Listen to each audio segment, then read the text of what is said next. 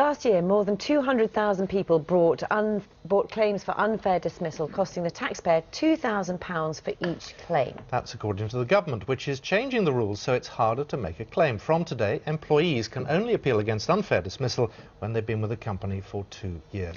To help us make sense of it all, we're joined by employment lawyer Poulter. Morning to you. Thanks for joining us. Morning. How significant are these changes?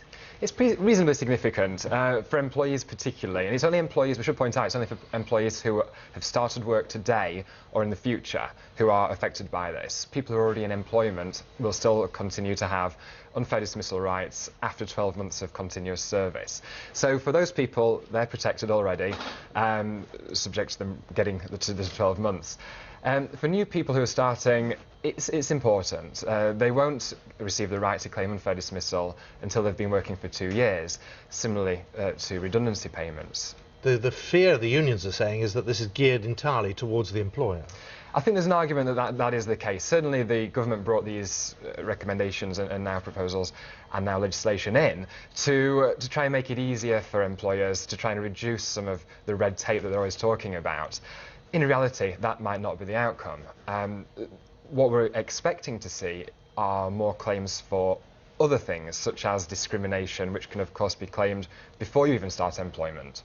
So these can be brought at any time, certainly within the 2 years required to bring unfair dismissal claims. I'm also interested as well, what do you think, but just before those 2 years up, if somebody is dismissed? I mean, it makes it tricky, doesn't it? But there's no way back from that. There's nowhere they can go.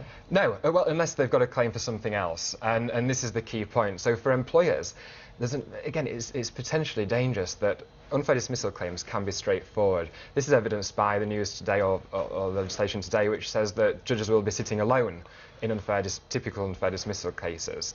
They're not always run-of-the-mill, though, and some judges have complained that they prefer the advice and assistance of 2 lay members, one representing the views of employers, one representing the views of employees. But unfair dismissal claims can be run-of-the-mill, they can be straightforward, and they can be less time-consuming. Discrimination claims are inevitably more expensive, more time-consuming for employers, and often more difficult to deal with.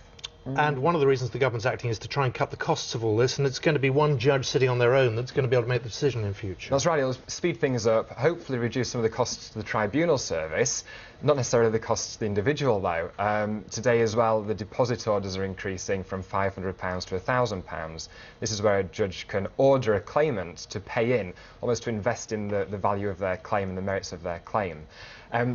The other thing for claimants particularly is the increase from £10,000 to £20,000 in the costs which can be claimed and issued against them by the employer if their claim is unsuccessful in the tribunal. So this is to try and reduce malicious, vexatious and unmeritorious claims. Just tell us as well, if people are in this sort of tricky situation where they think they've been unfairly dismissed, what kind of information do they need to hold on to if they are going to pursue any kind of claim?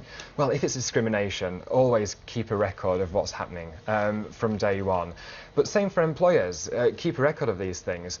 It hopefully will ease some of the tribunal pressure. But employers need to keep a record. They need to make sure that they keep records of why they are dismissing people. Communication, as with most of these things, is key. By giving the information to the employee, making them aware of the reasons for any dismissal, hopefully we'll avoid a claim further down the line for whatever reason. Kevin, it's good of you to come in. Thank you very much, Kevin Poulter. Yes, thank you.